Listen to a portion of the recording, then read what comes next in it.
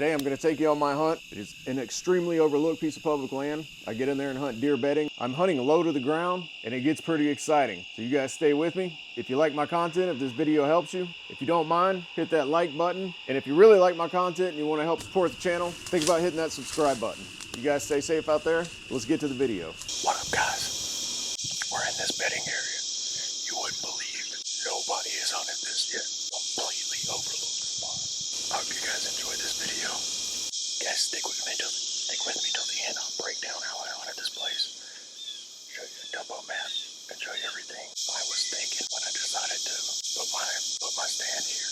This is the first I'm sitting. I'm literally about 3.5, 4 feet off the ground. Just barely sitting over the top of the grass. I saw 2 deer coming in. I didn't have the camera ready. It's close to about 9 o'clock now. But let's sit back, see if we can't spot us a buck to kill. Hey, thanks for watching.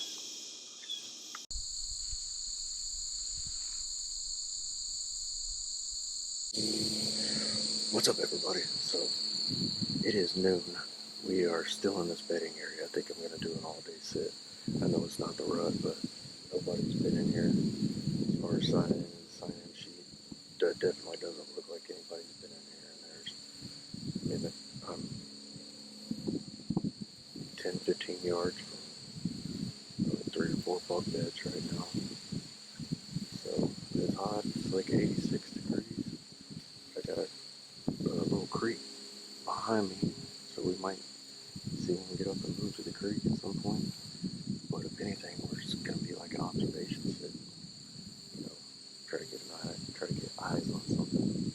If we can't make a move on it tonight, we'll make a move on it tomorrow. So hang in there. It's gonna be a long day. Hopefully we get some good footage.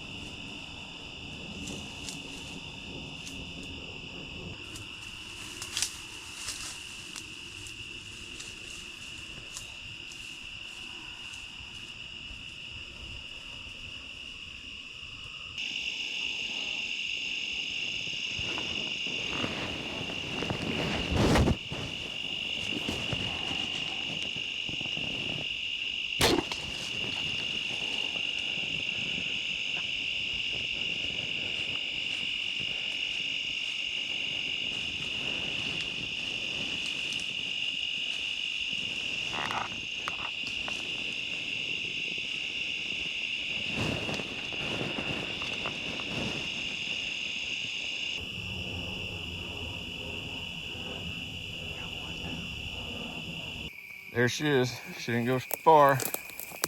Shot was a little high. I had to shoot over the grass. She was at 10 yards, so went a little above my 20 pin, and she probably jumped the string a little bit, but dropped her right there. Right in the spine. Killed her. All right, guys, welcome back to the channel. Thanks for watching, and I hope you find these videos interesting and maybe they help you out along the way. What I'm gonna go over right now is the hunt I did, October 3rd. I went in, so I drove past this area, this piece of public land, and when I was looking at the trees, I noticed how thick they were with foliage, and it looked like it would be a real pain in the butt to get up real high. And have shooting lanes once I got into the trees. So I came in here, the wind was blowing out of the south, so I came in from the north, obviously, right along this little edge right here. And I had a lock-on tree stand and I only took 2 sticks. So as I worked my way in, all of this CRP runs up to this ridge. Then there's these little ditch. I'm not sure what this used to be, but there's water. There's a crossing right here, you know, where an old area to drive to pull the tractor in. And then obviously the irrigation running up through here, you know, no idea why. Anyways, as I was coming in here, there was deer beds all through this CRP. And as I got right here next to this tree where it crosses this ditch into the agriculture, there was beds up under the trees.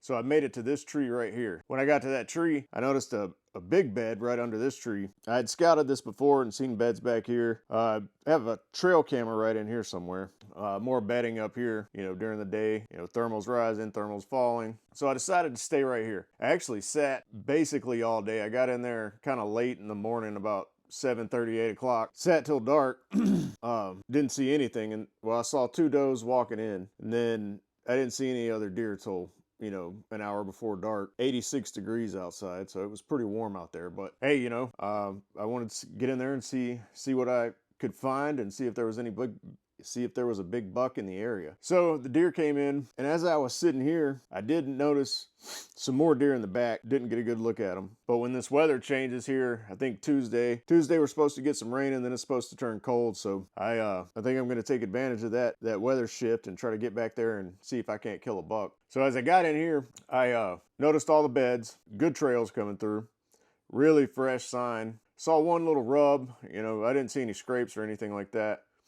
But instead of getting my stand as high as I could in the tree, you know, at best it would have been 8 or 9 feet, was probably the next opening I saw up there. I just set the lock on the tree about 3 feet off the ground. So the base of the lock on would have been 3 feet off the ground, and I climbed in there. I was in the shade all day long.